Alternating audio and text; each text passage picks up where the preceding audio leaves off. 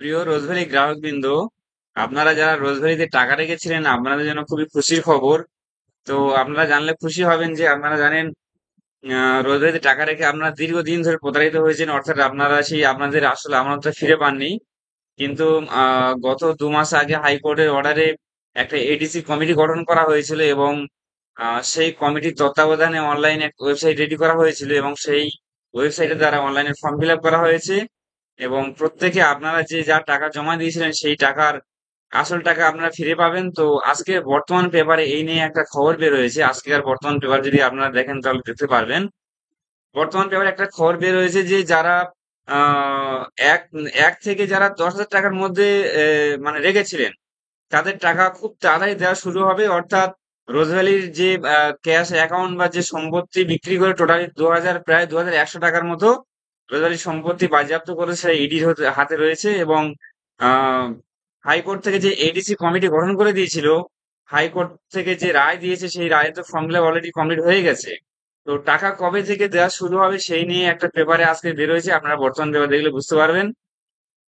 অর্থাৎ 1 থেকে 10,000 টাকার মধ্যে যারা টাকা রেখেছেন তাদের টাকা খুব তাড়াতাড়ি আপনারা পেতে শুরু করেছেন। অর্থাৎ আহ, পুজো, অর্থাৎ এই অক্টোবর মাসে যে পুজো রয়েছে, পুজোর আগে থেকেই আপনাদের টাকা প্রসেসিং শুরু হবে। অর্থাৎ আশা করছি সেপ্টেম্বর থেকেই আপনাদের টাকা আপনারা অ্যাকাউন্টে টাকা ঢোকা শুরু হয়ে যাবে, সেরকম একটা পেপারে লিখেছে। এবং টোটালি এই যে 1 থেকে 10,000 টাকার মধ্যে যে আমানতকারী রয়েছে, এই অ্যামাউন্টের পরিমাণ টোটালি 12 কোটি টাকা। তো এই 12 কোটি টাকা এডিসি হাইকোর্টকে জানাবে এবং হাইকোর্ট ইডি কে অর্ডার দেওয়ার পরে সেই টাকা ট্রান্সফার করা হবে এডিসির অ্যাকাউন্টে এবং তারপরে এই টাকা ডিসপার্স করা শুরু হবে। অর্থাৎ আশা করা যায় যে সেপ্টেম্বরের মিডিল থেকে বা মাঝখান বা প্রথমের দিক থেকে এই টাকা দেওয়া শুরু হবে। তো বর্তমান পেপারে কি লিখেছে সেটা আমরা বিস্তারিত জেনে নেব।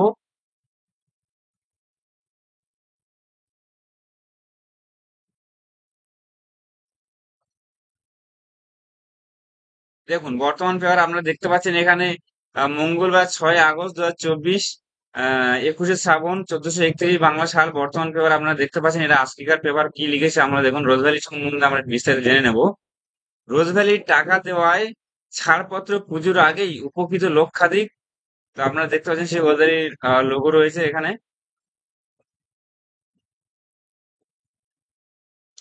নিজস্ব প্রতিনিধি দেখুন, কলকাতা চিটফান্ড সংস্থা রোজভ্যালির প্রতারিত আমানতকারীদের জন্য সুখবর, পুজোর আগেই তাদের টাকা ফেরানোর প্রক্রিয়া শুরু হয়ে যাবে।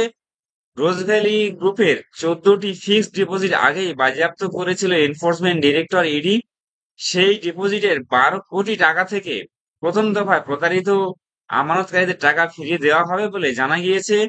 যাদের আমানতের পরিমাণ 200 টাকা থেকে 10,000 টাকার মধ্যে প্রথম পর্বে অর্থাৎ পুজোর আগেই তাদের অর্থ ফেরানোর প্রক্রিয়া শুরু হয়ে যাবে।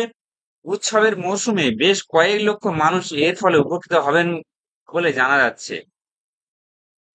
রোজভ্যালিতে প্রতারিত আমানতকারীর সংখ্যা প্রায় 60 লক্ষ। তাদের মোট আমানতের অঙ্ক প্রায় 3,500 কোটি টাকা। পশ্চিমবঙ্গের গণ্ডি ছাড়িয়ে ভিন রাজ্যেও এই চিটফান্ড সংস্থা শাখা গজিয়ে উঠেছিল। প্রতারিতদের টাকা ফেরতে ফেরতে প্রাক্তন বিচারপতি দিলীপ শেঠের নেতৃত্বে এক সদস্যের কমিশন গড়ে দিয়েছে কলকাতা হাইকোর্ট। সেই কমিশনের তত্ত্বাবধানে একটি অ্যাসেট ডিসপোজাল কমিটি তৈরি হয়।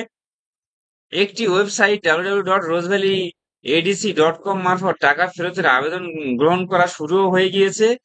এর মধ্যে গত 24 জুলাই বিশেষ পিএমএল এ আদালত নির্দেশ দেয় ইডির সিজ করা রোজভ্যালির 14টি ফিক্সড ডিপোজিট বাবদ 12 কোটি টাকা এডিসি কে হস্তান্তর করতে হবে।